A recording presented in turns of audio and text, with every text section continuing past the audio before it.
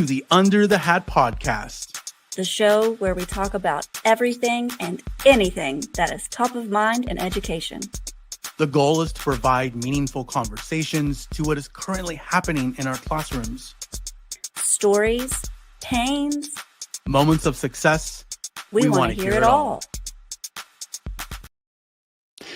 Hey friends, welcome back to another episode of Under the Hat. We are sitting in episode 63. 63. Yeah. So Sophie, we are just moving right along. Wow.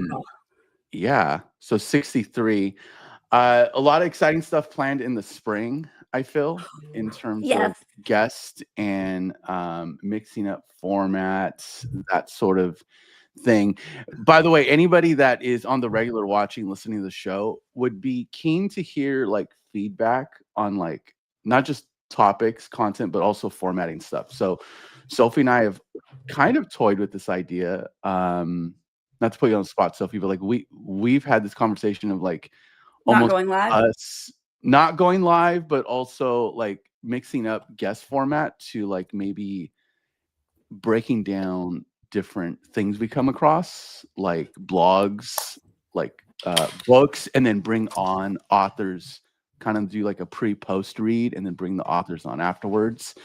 So a lot of any other ideas that are out there in the world, we'd be keen to kind of try to adapt and pivot, or even more panel conversations and things, not just like people who are interested in coming on the show, but like we read this really neat article that really just lit up some light bulbs, like what, and then we want to share that information out with people, type of thing. So any ideas that you guys would be interested in, and we're flexible. We are. Yeah.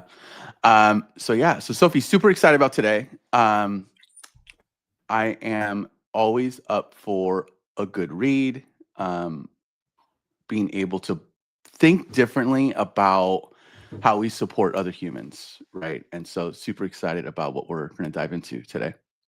Yes, our guests today are a dynamic partnership sitting at the intersection of education, business, and technology. Together, they are co-authors of the bestseller Lead It Like Lasso and the newly released The Business of You, as well as the co-founders of the career readiness platform Blue.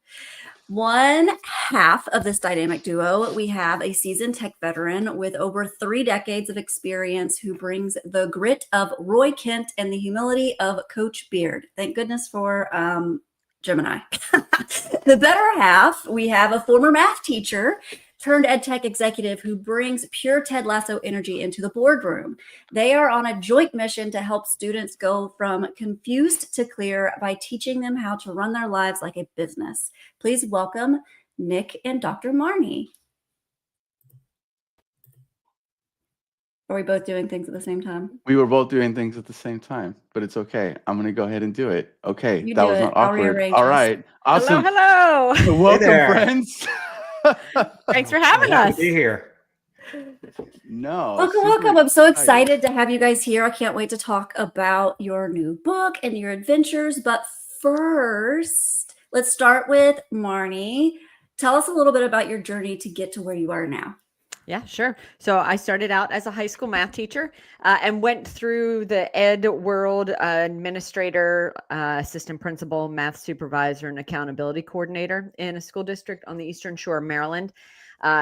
In the process of doing that, we were using an assessment and a data analytics platform called Performance Matters. I was a raving fan. I had a lot of ideas about what the platform should do and how districts should use it. And I was mouthy enough that the company said, hey, you should run customer success for us. And so I jumped into customer success. And when I landed on my first call with the support team, I found the vice president of technology and support, and his name was Nick Coniglio. So that is how I landed meeting Nick. I'll let him take the story from there because it'll merge, the merge then happens together. Yeah. Thanks, Marnie. So yeah, I'm the complete opposite, I think, of Marnie. I am a computer programmer as through education, but I had the knack of starting in bootstrap startups for like, I was always employee number single digit, and I just saw a ton of growth, and the growth was always driven by people that you wouldn't normally necessarily target as like the amplifiers, the people that would look great on a resume. So my background has always been about growing people. As Marnie said, that third stop that I landed at was Performance Matters, an ed tech assessment analytics platform. And that's where we met. And together, jointly, we were responsible for the customer experience. Marnie, customer success, myself, customer support. And what really happened there was that we got acquired and acquired and acquired. We know the ed tech space. And ultimately, we got to the point where the last company that acquired us claimed that they wanted to have raving fans, the teachers, the educators, the board office, and they took all of our resources away. So we had a decision to make. We decided to leave and start our own company. And then we ended up writing books, and we've had a wild ride since then. So it's really been fun. But part of the leaving that company is we had a non-compete. We had to get out of the ed tech space, but that non-compete is now over, and we are back, and we are excited and thrilled. So we're happy to be here. That's fantastic. And I love how you guys just like happened to meet. It wasn't like you knew each other forever and ever. And it just sort of clicked. And yeah, I love that. Yeah. I was speaking with someone, a pretty good friend of mine yesterday, kind of about this thing about like life is, we don't know what life's going to hold, and it will take you to different places, and hearing your journey of like going into ed tech, leaving it. Sophie and I have a very similar story with that, right? And you know, I think when you enter ed tech, it's like, oh, it's so exciting. It's like, oh, and then, you know, grass is always greener kind of thing, right? Where like you get there, and no shade to people that are still in that industry, right? But like, there's pros and cons on both sides. Yeah, And you know, sure. I love that you took both of the public and private sector experiences and just made it your own. I think that's phenomenal and very brave, I might add. It was interesting when it started to not feel great. We were on a call where I was, of course, fussing to Nick about how it didn't feel great. And he said, you know, we should start a company to see if we can start a company so that we never feel this way, our employees never feel this way, and our customers never feel this way. So the interesting part of that is we knew we were going to start a company with our core values even before we knew the problem we were going to solve, which I think is kind of backwards from the way a lot of people think about how they're going to go about doing things. But it was really critically important to us that we do it in a way that felt really authentic to who we were, because we were living amidst what didn't feel great to us. I think I'll just add to that, just kind of playing off what you said, Steve. You know, when we had first started growing Performance Matters, it really felt like we were making an impact, you know, for teachers, for administration, even for students. And as it kind of grew and developed, I think the thing that both of us really struggled with is that it started to feel more corporate. And we were kind of losing that feeling of the impact that we were making. And we desperately wanted to get back to that. So like Marnie said, I think proving that we can do it in just in the normal business sense, but now we're back on track, and really our focus has become not only helping, you know, any individual, but really we have a focus on trying to help the young people of this world. And we feel like we've got a message that's really starting to resonate, especially in today's times, because it's really hard out there today. As my 21-year-old son will tell you, it's hard to find a job these days. Yeah, 100%.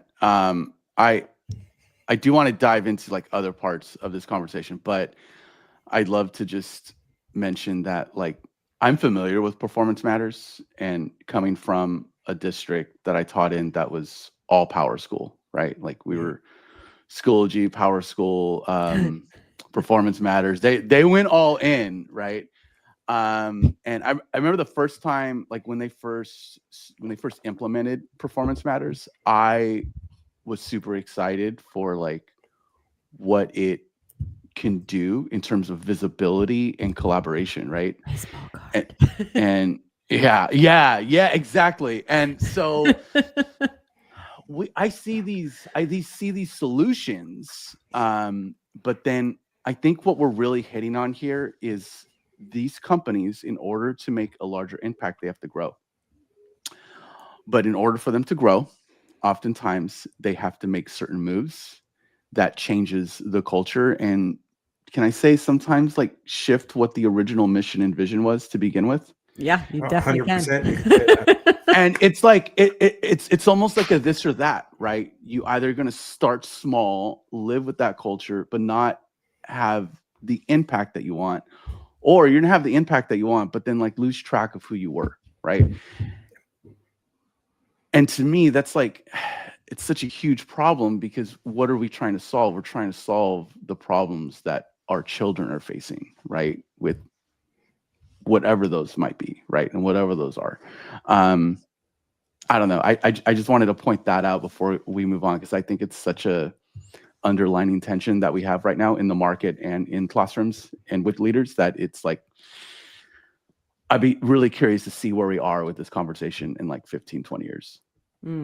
Yeah, I'm afraid to say and to think that it's the same thing, because the cycle just keeps repeating itself, right? These new innovative solutions that really, they're born out of really the mission of helping education, and the culture is great, but then at some point, like you said, Steve, it's got to scale, and these big companies come in and it becomes private equity's mission and culture, and you lose that touch, that impact, in the spirit of trying to make a profit and running a business as a normal business would run.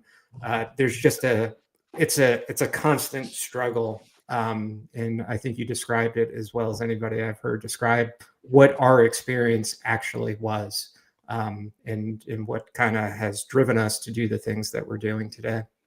And as a random aside, the first time I left, I went to Schoology and got acquired again. So, Steve, I'm well aware of every bit of what you were living in. Yeah.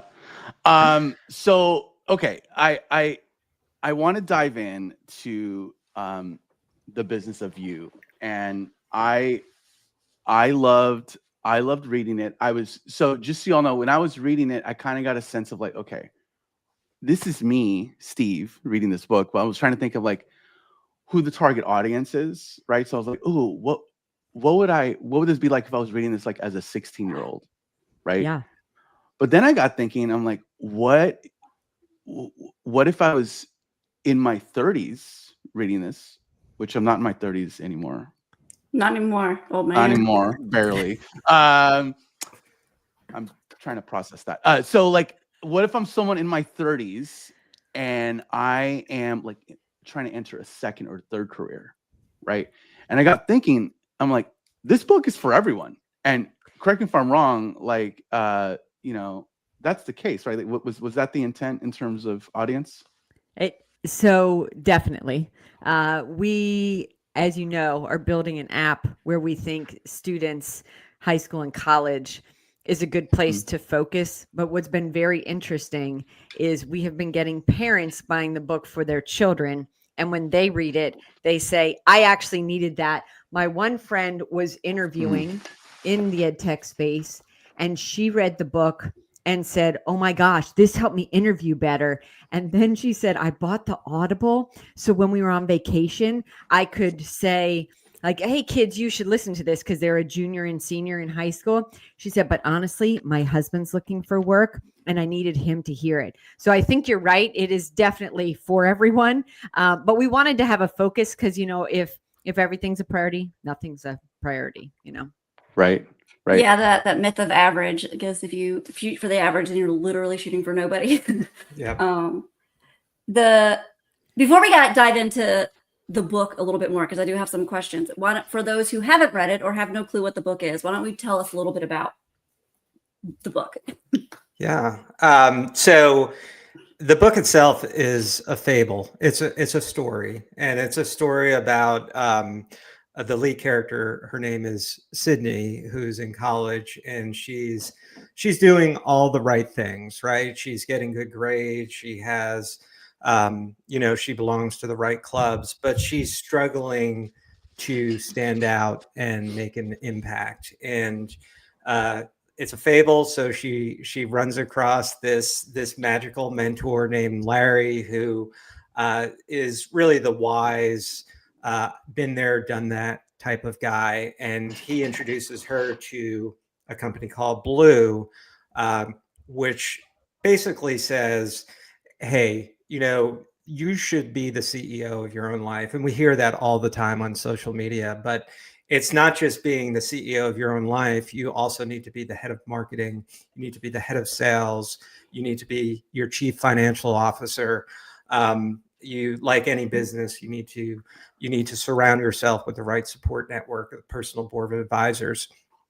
So what we're trying to do with the book is basically, it's funny, we often hear the phrase portrait of graduate, and portrait of graduate really talks about the fact that, it's durable and soft skills.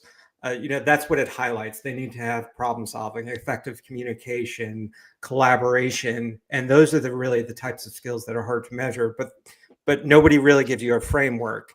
And the framework with the business of you is a framework to acquire and develop those types of skills that are the leading indicator of whether you're going to be successful once you exit the education system. So that's what we're trying to do with the business of you through stories of lead character called Sydney. Marnie, fill in the gaps. What did I miss? Oh no, I think that was gapless. I think that was very good. We tried to make it very readable. People are shocked that, like, I sat down and in 2 sittings, it took us 3 hours to read, but Yeah. we did that so that you would have space to reflect. Like, Steve, as you were reading it, you were thinking about how would I have felt as a 16-year-old? How would I have felt as a 30-year-old? And we've got some school systems piloting it where the students are reading it and then they've got standalone lesson plans in their CTE program or advisory periods or flex periods, various different ways to approach it, where they're doing some activities and then some reflections so the students can really think about, okay, this isn't just a story about Sydney, but how am I on that same path, which is great to watch. I've been lucky enough to go in and watch this happen and teach them myself, and it's really fun to see. Yeah. So what I think is really fascinating with this is that you chose to write it as a fable rather than like a standard how-to manual. So why was this type of narrative story necessary for the goal that you had? So I think some of it is what Nick mentioned about not having a framework. If we said emotional intelligence skills are important, who would disagree with that? Who doesn't think problem solving, listening, collaboration, empathy are important? 0.0 people think that's a bad idea. But if I asked you to list the standard 8 emotional intelligence skills, can you do that? You probably could list 30 things that all are important and great and meaningful. But how do you ensure that all of those things are being put into practice and that you're working on all of those things, because they're just really big? Resilience, adaptability. And when you tell teachers in a portrait of a graduate, for example, we're going to do all these things, everyone agrees that is a great idea, but no one sits a math teacher down and says, okay, so you are in charge of working on resilience and empathy and listening for your kids. And so we thought that if we tell a story so people can see how these skills actually play out in the real world and then connect it to their actual lives, that is when students start connecting the dots, because it's not like school systems are not teaching these skills. It is just that the connection for students is sometimes missed. You have to be really explicit about the fact that Nick mentioned you're in charge of HR. Well, what does that mean? Well, what does HR in a company do? They're in charge of the people and the culture. So what are your core values? A lot of people on the first day of school ask kids what's important to them, right? But then do they connect that with how that's going to work out in the career path that they choose? So that's why we decided to write it as a story, because then you're able to see, oh, this is what it means to me as a person, not just as a student who's got to check boxes and get credentials. This is how I'm going to bring value to the world and relate to it. I think the one thing that is important to point out is the subtitle of our book is Ask the Right Questions, Tell Your Story, right? And Lead Your Life. And we talk often about the fact that storytelling is 22 times more effective than just reciting facts. Kids remember it, people remember it. So, in essence, we're almost eating our own dog food. We talk about in the book how important it is to be able to tell your story. We talk about on our podcast and our social posts, all the time. The biggest challenge that young adults face, even experienced adults face, is tell me about yourself. And especially young people really struggle to tell their own story in such a way that aligns with who they are as a person. So the fact that we use storytelling to get our point across is very much in alignment with one of the key messaging in the book, which is how important it is to tell stories and why it matters, because people remember stories, they relate to stories, and then ultimately they can practice the concepts that we're presenting in the book. So just listening to this, the thing that keeps on coming back to me is like they are taking the common buzzwords we see that are perceived, for better or for worse, normally as just buzzwords, and you're making them reality. Like with that, relevance. with Yeah. relevance, Thank you. right? Yeah. And that is like, oh my gosh, they cracked that. That's like, so yeah, I really love like the connection with like, like Marnie, like you kind of talked about like, oh, these are the things that we normally hear. These are the things that we know that are important, but how do we make that happen? Right. And I putting a book into a classroom, into the hands of children, like that's a good way. That's a good way to do that. And you're saying that now, like you're at a place where districts are adopting this and they're embedding lessons. Yes. Yeah. As a matter of fact, if anybody's listening, we've worked with Caroline County Public Schools, which happens to be where I used to teach. They've created 4 little standalone lesson plans, and they are more than happy for me to share. So if anybody's interested, we can provide what we have. We also have reflection questions from each chapter. So as you probably remember from the book, after each department, Sydney, the character, writes a journal page where she talks about, okay, what does this department mean in the business world? What does it mean in my life? And then what questions do I need to ask myself to really improve in this area? So we've expanded on that a bit and written reflection questions for each of the chapters along the way. And just this week, I worked with 100 students, and it was interesting. I just had 30-minute workshops with them, but we did some activities around core values. So we played games like Would You Rather types of games, like would you rather be creative or reliable? I made them stand up in a row so they were all facing me. So they had to make these decisions without looking at their friends, right? So like I have to pick creative or reliable without knowing if my friend is picking the same one. And you could watch at the beginning, they just wanted to turn around and see what everybody else was picking because this is awkward. But then I had them write in the journal page in the book, which throws off sophomores all together, right? Like, you want me to write in this book? Yeah, you're going to take it home. You're going to write in it. But then they had to introduce themselves to each other with the words that they picked from the games. And it's really interesting to see and to hear them talk about it. At first it's quiet, but then they had to question each other of like, well, why did you pick the word, enthusiastic, creative, whatever? And they really have to learn they really start owning who they are. So it's fun to watch for sure. I could go on for days. I'll be quiet and let Nick fill in some gaps. I have nothing to fill in. I think you spoke, you've covered everything. Well, almost. Well, it's like you can't get into the business of you if you don't know you. Yeah. And Correct. we do love our stats. I'll throw one more out there. Like self-awareness is one of the key indicators of success in life. And when we work with, I think the challenge that we're trying to solve, and we reflect it in the story, and we go into more detail with the app, is it's awkward to do self-reflection, especially if you're in high school or you're at college or university. It's really awkward. So the question then becomes, okay, well, how do we change it up and make it engaging and fun for the user? And Marnie talked about some of the live in-person activities. We do one activity.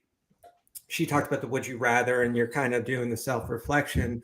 But we do one activity, and we did this at the Vibe Shift conference, where we hand out a handkerchief, right, or a napkin, and basically say, okay, write down a core value and basically your tagline as an individual, and then you have to explain that to people in a networking type setting. Hi, my name is Nick. I am the quiet problem solver, or something to that effect. And it becomes a fun activity because you don't know what's going to come out of your mouth, but you start to have to go through the cycle and say, okay, what is it that really drives me? What's a one word that really describes who I am and what values to me, what I value? And we're trying to eclipse the hurdles of the awkwardness by making it fun.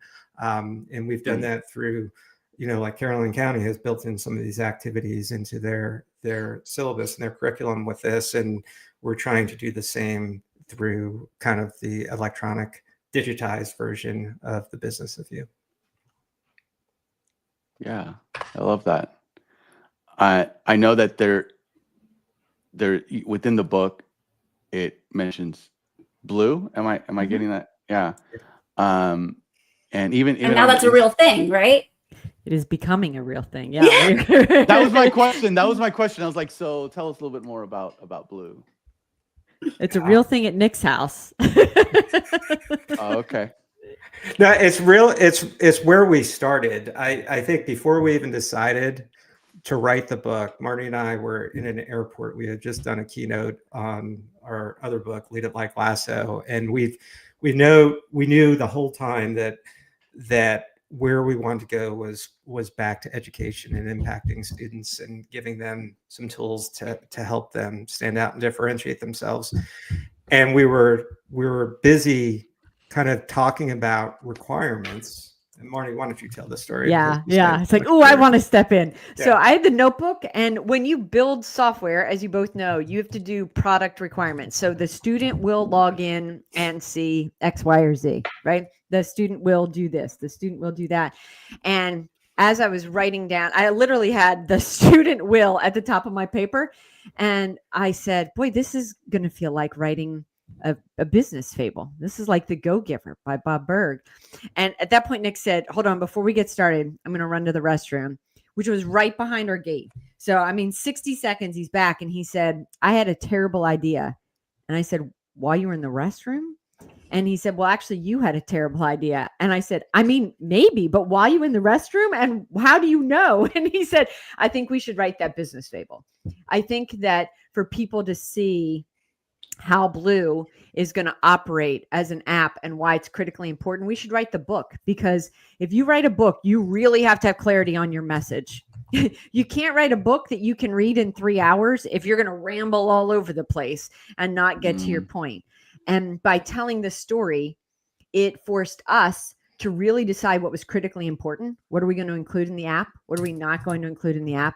Because what's critically important for somebody to actually do this work for their lives.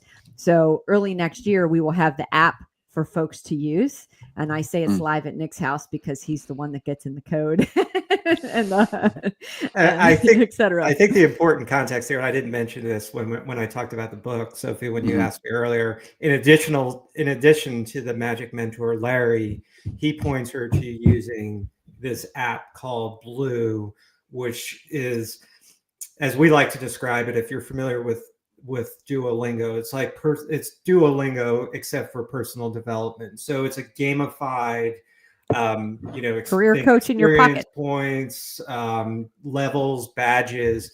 It's a gamified way to do the work, the self-reflection, interview simulators, building a virtual board of advisors for you. So it's just a way. It's a digital way, because we know that a lot of kids, they're very, it's second nature to them to just pull out their phone and start doing the work. For a lot of kids to have a fun way to embrace the awkward and really start knocking out the different departments of the business of Nick Inc., of Steve Inc., of Sophie Inc., of Marnie Inc., whoever it might be. So part of what you're touching on, I was doing in the CTE classroom, but having to probably work harder to facilitate than having an app like yours, right? Like I had to, for example, mock interviews, right? Yeah. And being coaching them up on that, and being able to, make students kind of feel like they can, and kind of use that awkwardness. I'm like, no. It is going to be awkward, but y'all want to make money. Yeah. This is how it happens. Yeah. This you don't get to just be a YouTuber for life. That's not, the likelihood of that is you could, but generally speaking, I would think that you would have to do an interview at one point in your life, right? Well, I mean, being a YouTuber, you have to know how to tell your story, right? If that's your plan, you've got to be first in line to do this work, because that's how you're going to get there. And to get your 10,000 hours in, you better start now, right? Yeah. And AI was helping me there towards the end, right, with that. In the sense of here's your custom mock interview experience that had preloaded questions, and they before they do it with an actual person, right? And so, but what you're hitting on is almost consolidating a lot of that career readiness piece with respect to CTE standards, but just to do generally, which I think is phenomenal. Well, and that is absolutely it. In West Virginia, we recently just added in, you have to have a class in middle school to do some sort of career exploration. And I feel like this would just be, do this book. That is, that is exactly what it would do. And I love that it's a fable, that it's telling a story, because there are so many reasons why people need a variety of stories because then it builds empathy and understanding, and it grows their background knowledge and their experiences through a book, because you can go anywhere in the universe through a book. And if you don't have that experience, then you can get it by reading. And while you were talking through, she goes through each business department and learns what that business department does. You're not just learning about yourself through that, but you're also learning what job options there are out there. Yeah. And that was definitely a gap that, so Nick's son is 21 now. My kids are 24 and 26. And so when we started down this journey, these were conversations we were having all of the time at our own kitchen tables. It's interesting. I went through the process of the questioning in the business of you with my son, my daughter's boyfriend 2 summers ago, the same week. Within 3 weeks, they all had new jobs in new fields that feel much more aligned to who they are, which is pretty fascinating. And Nick was talking about how his son was in the business program at school, but really didn't know. And I didn't know when I left education, maybe you two did, but when I left and landed in a company, I was like, I don't know what a CMO or a CFO or a CTO is. I don't know what a department is. I don't know what a a director is versus a manager. I don't care what title you give me. I don't know what any of this, like, this is all meaningless to me. And we thought we didn't want to call the book Adulting 101 or Business 101, because then kids might not read it. But if it's about the business of you, then maybe they would. Well, and like seriously, I can't speak for Steve, but going from, because I was a math teacher and then I was a district instructional coach, and I fell in love with the product and went and worked for him. And I learned so much about the business world and the different departments, and I found marketing to be absolutely fascinating. And like, I enjoyed being a teacher, but that wasn't the right environment for me. And then I loved being a coach, but and then I loved training people on this tool for everything to be more accessible. But then it just felt like I was outgrowing I was learning and outgrowing. And now I'm sort of in the middle trying to figure out where I fit now, because I'm not working there anymore. And I'm like, I have this passion, I have this want, but if I had known this, then I probably would have never been a teacher. I would have gone down a completely different path. Yeah. And that's not, I mean, that's more common to us. And we've had the opportunity to speak with hundreds, if not thousands of young people through all of our work here. And so often we hear that we ask the question, well, why did you get into this field or whatever? Because my older brother did it, because my parents told me it was a good idea, because I took a career interest survey when I was in 7th grade, and it said I said I like to stay in hotels, so it put me in hospitality or something to that effect. And you know what? We talked to so many people who are just like, okay, this isn't where, just like you, Sophie, this isn't where I feel like I should be. And then they're just starting over from scratch.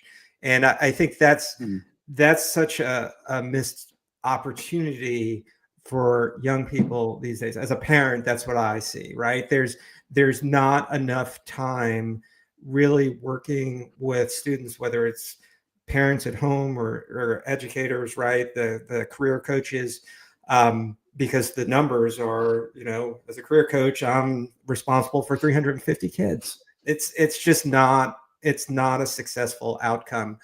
But the work that children can put in to really define and think about and do the self-reflection of what motivates them, then we can marry the technology to say, okay, if you really like to help people, these are the options. AI is great at that, right? If you like to help people, these are some career tracks, not, okay, I just filled out this one assessment and boom, all right, you should go into hospitality, or you should go into automotive tech or something to that effect.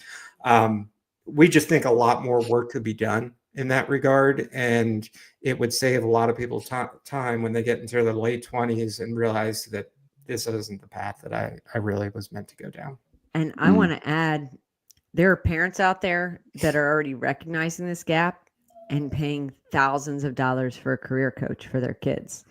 Because they realize, they're going to get into a battle with their child if they sit around saying, well, what do you want to be when you grow up? Because they don't have the tools and the language and the questions to ask. And we do not feel like that is equitable. Like, this is the new inequity in education. It is the connection piece that students aren't getting. And like Nick said, career coaches, I worked with 2 this week that their numbers, 1,200 students to one of them. So, and they're supposed to give individualized career counseling. How? How are they going to take all the hours the kids are in school and divide that out? So, all right, here are your 7 minutes this year. That should get everybody successful in what they want to be. So yes. And so like Sophie earlier described like her experience with leaving education, the thing that keeps on resonating with me in this conversation is like, so me leaving the classroom, right? So I was not an administrator at that time. I left the classroom, worked in ed tech, and kind of what you all were talking about earlier was like you get to a company and there are a lot of acronyms and things that you don't know. So many. And it's like, but then education has those, right? Oh, yes. And so, but now I went back into education, and now I have to, part of what I do at my college is support community engagement and marketing. So when I was in ed tech, it was a lot of explaining education to a bunch of people that only knew business. But now I'm having to explain to a bunch of educators all of the things that are required to know the business, right? And because like it was kind of like this come to Jesus moment when I got there. I'm like, okay, you all need to treat this like a business. You can't just treat it like a K through 12 school. Like that's if you want to grow it, right? And so that to me is a big indicator of the gap that you're talking about, right? There needs to be a bridge between education and industry in a way like the education space needs to know what we need in industry, right? And vice versa. But then I love how you pointed out, like, it's not just that bridge, there's a third bridge with families. And somehow we need to figure out how to bring all three to the same table to have the conversation together, because those are big gaps that we are seeing. Oh, 100%. And I wanted to come back to, you tied into what Sophie was saying about having left the classroom. And Sophie, you mentioned that like maybe I wouldn't have been a teacher. One of the things that we have found is, and we talked about this a lot when we wrote Lead It Like Lasso, for successful folks, one of those, how they do anything is how they do everything. So even though you're not in a classroom teaching, there is something about what drew you to teaching, that you are a teacher at heart, that will play out as a trainer, as a, when Nick and I left and built a software company for IT business owners, I would often, I'd be talking to 250 business owners and would say, I started out as a high school math teacher. So some of you are wondering why you should listen to me. And I'm going to tell you, I sold pre-calculus to 16-year-olds. So if you're looking to figure out how to sell something, I'm your girl, right? And they're like, oh, all right. Yeah, if she can sell pre-calculus, that's a hard, it's a hard move. But I think that's important to think about. Like Nick said, if you figure out that you want to help people or serve people, that's not just hospitality. You might be able to do the hospitality track in CTE, but learn how that will support you in being a teacher or in a ministry or a service member, right? There are a lot of ways to serve people that people need to recognize that. And Nick and I often talk about the fact that we're in the midst of a character revolution. We didn't come up with that title. Adam Grant did in his book, Hidden Potential. And that's in a digital automated AI world where skills are becoming more commoditized. What will make you stand out are your human skills, your character skills, your durable skills, etc. And that's really what's critically important to figure out as you're doing that work for yourself. That's why the self-reflection is so important. And those skills are really the ones, those durable skills, those soft skills, those, as I can tell you this as a fact, leading 4 different businesses, those are the ones that are more important today than they've ever been, and harder to find than it's ever been. It's really a struggle for organizations to find people who are going to show up, who can collaborate, who show resilience. That is what the business world is looking for, because guess what? A lot of the technical skills that we're taught in education, the technical skills, AI can do that better these days. Now, that doesn't mean that those technical skills aren't of value, right? Understanding math is of critical value because it teaches you problem solving, right? Understanding, science is, you learn all about inquiry and being curious. So those are really important, but it's what we typically think of that added value 20, 30 years ago when I was in school, learning how to code or run some sort of regression analysis. AI can do that all for you right now. It's how do you interpret it? What are the skills that are the foundation that really move industry forward, the problem solving skills, all those types of things. I think that's important for educators to realize that from a business standpoint, that's what we're looking for students to demonstrate as they enter adulthood. When You am really I ever got going to me. use this is different now. Yes. When am I ever going to use this? As a former math teacher, that question comes up all the time. And the answers are easier to find now because AI can just tell me exactly what professions this could actually apply directly in. But my go-to answer was always, you're not just learning the math, you're learning Correct. problem solving, critical thinking, skepticism, because I also taught science. You're learning how to human here. Like, you're not just learning the Pythagorean theorem, which is my absolute most favorite thing to teach. You are my people. Yeah. Steve's like, what? I taught history. I have no idea what you're talking about. And then, like, with now the world that we live in, they used to even say this when I was going through school, like, we don't know the jobs that are going to be out there when someone graduates from college that they're going to have. So we're actually teaching and preparing students for jobs that aren't even created yet. But now with AI, that's exponentially more true, because a bunch of jobs that were done like human power can be done with AI, and that's just going to get easier and easier. But that means other things are going to need to come in. So we are preparing students for jobs that we can't even imagine yet because we're not there yet. And so the future being so unknown and so mystical is really exciting, but then knowing who you are and where you want to fit and what you want to do is even more important, because it's so unknown. Everything else is so unknown. You can actually find resiliency in knowing yourself and knowing what you can do and what you're capable of doing in the unknown. It's like calling out it's calling out that we've been focusing on the wrong thing, right? We've been focused on like, oh, what kind of job do you want? What do you want to be when you grow up? Like this, like what you all are suggesting is like, no, focus on who they are. Don't focus on where they're going. They'll figure out where they're going if they know who they are. That is why we often say, college and career prep is broken, because it is all about the job instead of the student themselves.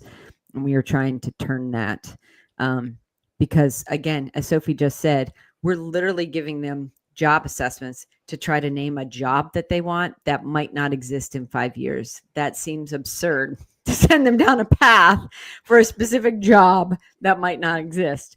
But if they figure out who they are and develop those skills that are their superpowers, because that's really what if you figure out your core values and realize how they are your superpowers, it unlocks careers for you. It unlocks the way to speak about yourself in a college essay, in a job interview. It really changes the way you can build who you want to become, not what you want to do in the future. It's really powerful. Love this conversation. Yeah. And it's really having me reflect a lot, because I remember being like, oh, I want to be a teacher because, and I'm going to be one of those really rare ones that you probably have never heard this before. Well, the reason why is probably what you never heard before. I want to be the teacher because I wanted to have my summers off, because I wanted to go to 4-H camp. I wanted to run 4-H camps. I wanted to build those places and be part of that community that allowed me to be me and feel seen and to meet people and to explore different hobbies and have different experiences. I wanted to run 4-H camps. I don't even go to 4-H camp anymore. I'm thinking that you might be finding what it is you want to do in the midst of this conversation. I've been since leaving, actually the last year being in ed tech, I was actually doing a lot of reflecting, because as you and the conversation that you and Nick had, Steve and I had the same one. Like, this doesn't feel great. This doesn't seem to be filling my bucket, is what Steve says a lot. It's like, this isn't filling my bucket. And so there's been a whole lot, and AI has been helping me a lot, actually, with processing what that means. And for it to now, because I've been on this job journey now for a little over a month, and telling it like, well, putting in job descriptions, being like, but I don't want to do that. And that doesn't seem good to me. And I don't want to, like, that's not where my strengths are, and blah, blah, blah. And like, I'm learning a lot about me, but I'm also like, AI thinks I'm amazing. Like, like my Gemini is like, you are this majestic unicorn. And I'm like, no. And he's like, no, that's imposter syndrome talking. You are amazing. And I was like, dude, where have you been my whole life? Where are you hiring? Like, where's this bit? Like I've had people lift me up. I've had people see the real me, but like AI is producing back to me what I've been telling it, and I didn't realize what I was saying about myself and what that actually meant. And so it's been really eye-opening to see what AI thinks as my potential, based on like cover letters and resumes that I've written about myself and like aligning to different job descriptions. But then there's still that, I don't even know what that job does type of thing. So it's really interesting. If you know you and know what you're capable of, there are really a lot of different jobs that you can pursue because of what the skills needed to do that. But then also, and I came across this while exploring, it was a little revelation, whatever the word is, that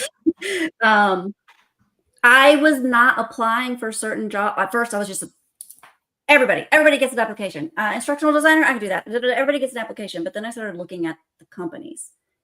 I don't want to work for insurance companies. Yeah. Like, that's not ideal. Fill my bucket. That's not my mission. That's not my passion. And finding what's important to you is exactly what you guys are trying to do with Blue and the Business of You, to help people figure out what's important for you. What are your characteristics? What's good for you, so that you can find the right fit, mission, and vision.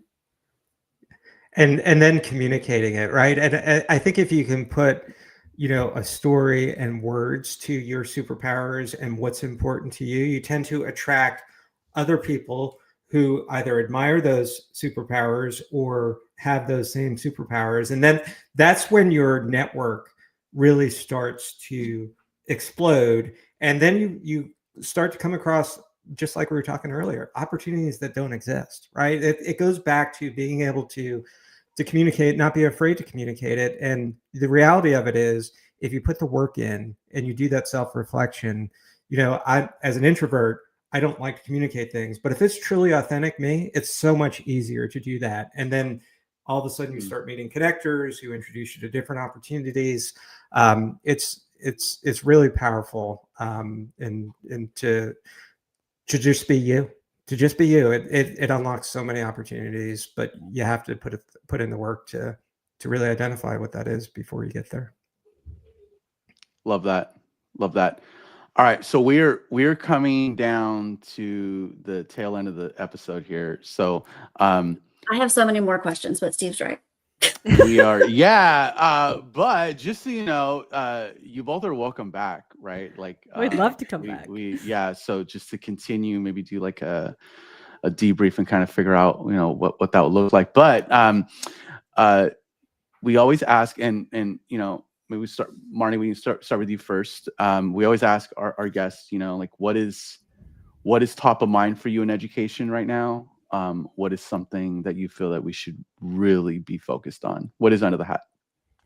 So I really think I kind of already said it with career prep is broken with how we're focusing on the JOB job and not the kid. I think that aligns with what Nick was talking about with the portrait of a graduate. We have all of the words that we know are critically important for students and future workers, but we're not doing a good job of connecting the content with the student and connecting with their lives. And if we can fix that, I think we'll reduce a lot of anxiety, because people will understand who they are and who they want to become, and create a path that will get there, even in a world that we're not sure exactly what it's going to look like in terms of technical skills. So that's what's top of mind for us. And Nick and I talk about that under the hat, above the hat, next to the hat, beyond the hat, like every day, because that's the biggest problem we think we need fixing. Yeah. Yeah. Nick, do you have other thoughts? I mean, very similar thoughts. I think I'll come at this, since I'm really the non-educator on this call, right? I'm the person that consumed what education produces in the business world, and I want to make the statement that credentials matter less today than they've ever mattered before, and I think that's important for students to realize, families to realize. As we consume students once they leave the education system, it is all about their ability to interact with other humans. That is what is going to allow them to stand out, differentiate themselves. So it's the same message Marnie was just talking about, just in a different way. And I would also just kind of love to plug something. We just wrote an article on the Portrait of Graduate, and a lot of stuff that talks about this very notion. And that's available, on thebusinessofyou.ai, right, Marnie, and our LinkedIn accounts. LinkedIn sure. It's going to be after this, because I just let the cat out of the bag. I'm like, it'll be there Monday. But yeah, I mean, we're not saying that we have all the answers. This is just two perspectives. Marnie's really our single perspective, but we want to move the conversation forward, and we want to try to help as many people as possible. So we'd love for people to check us out and engage with us. Yeah. I love that. Speaking of which, like offline, I have a lot of other questions for both of you, and so I'm very keen to like continue this conversation online, offline, because I really appreciate, love the passion and the work that you both are doing, and so for those that are watching right now, we do have the banner up, thebusinessofyou.ai. I'm on the site right now. A lot of good stuff. Pick up a copy of the book, and thank you both for deciding to spend this Saturday with us. We've loved it, and we've learned a lot. Well, thanks for having us. I've very much enjoyed the chat. Yeah, this has been great. Thank you both. Yeah. Awesome. All right. For all that are watching, listening, all that fun stuff, continue to show that support for the show. Sophie and I really appreciate it.